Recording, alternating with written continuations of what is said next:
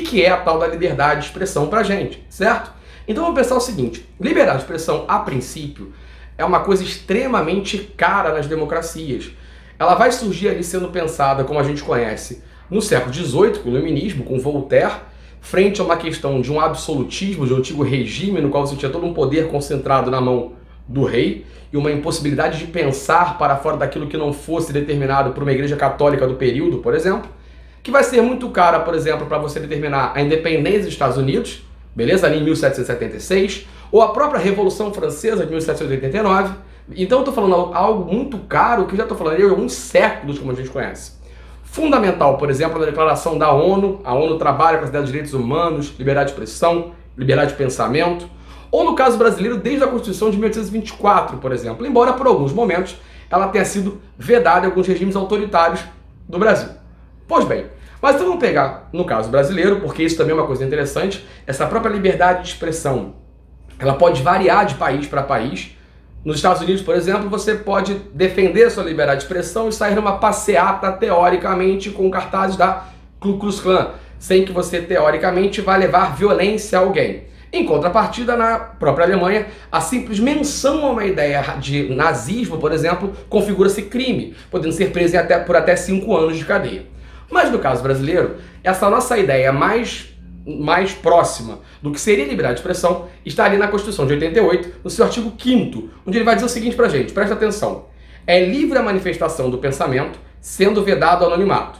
Ou ainda, seguindo ali no 9, é livre a expressão da atividade intelectual artística, científica e de comunicação, independente da censura da licença. Beleza?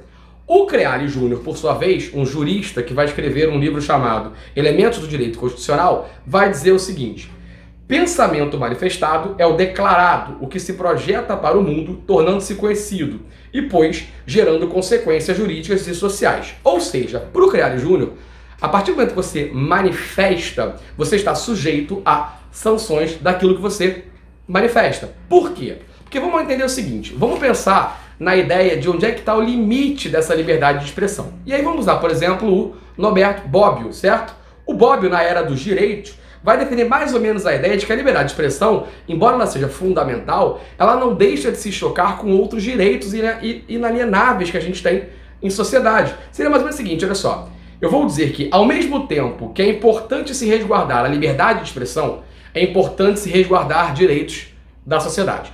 E aí, por exemplo, vamos voltar então ao caso brasileiro. A própria Constituição vai dizer ali, em 1988, do seu artigo 10 o seguinte, olha só: são invioláveis a intimidade, a vida privada, a honra e a imagem das pessoas, assegurando o direito à indenização pelo dano moral ou material decorrente de sua violação. E aí, senhores, é onde eu vou chegar ao que me interessa. Por quê? A gente precisa diferenciar o que é pra gente liberdade de expressão, o que é pra gente discurso de ódio.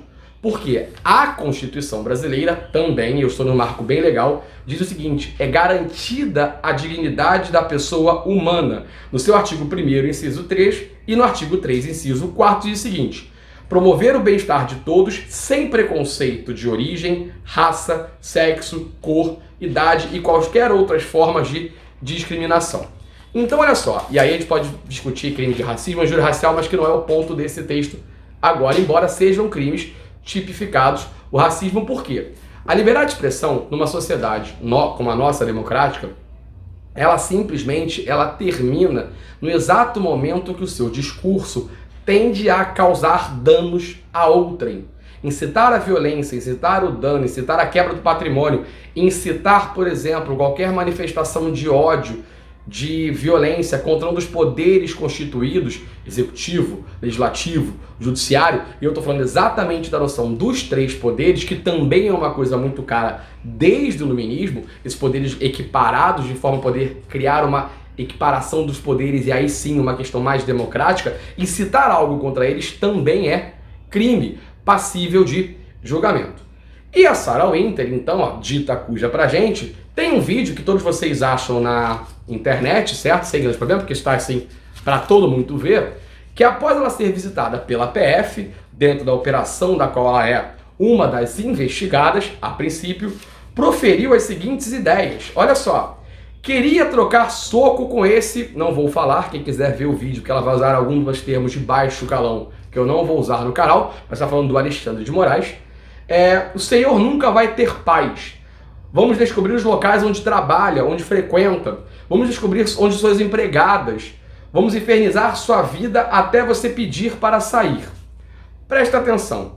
Embora a galera da passação de pano vai dizer que nada disso se configura teoricamente uma ameaça real, violenta, alguém que tem alguns milhares ou não sei, milhões de manifestantes, alguém que posta foto armada, alguém que está dentro de um acampamento com pessoas armadas, que vão soltar fogos de artifício em cima do prédio do Supremo Tribunal Federal. Ah, mas eram fogos de artifício. São todos discursos, são todas atitudes que tendem, então, a pegar com que os seus pensadores, seus seguidores mais radicais, simplesmente se achem no direito de partir da violência. E isso, senhor, é discurso de ódio. E discurso de ódio, segundo a nossa Constituição, é passível de prisão. Sim, é crime. Está lá na Lei de Segurança Nacional, por exemplo. Certo? Se vocês quiserem, eu boto aqui. Melhor, se vocês quiserem não. Eu vou colocar aqui no link os artigos pelo qual o Alexandre de Moraes, então, está processando a Sarah Winter.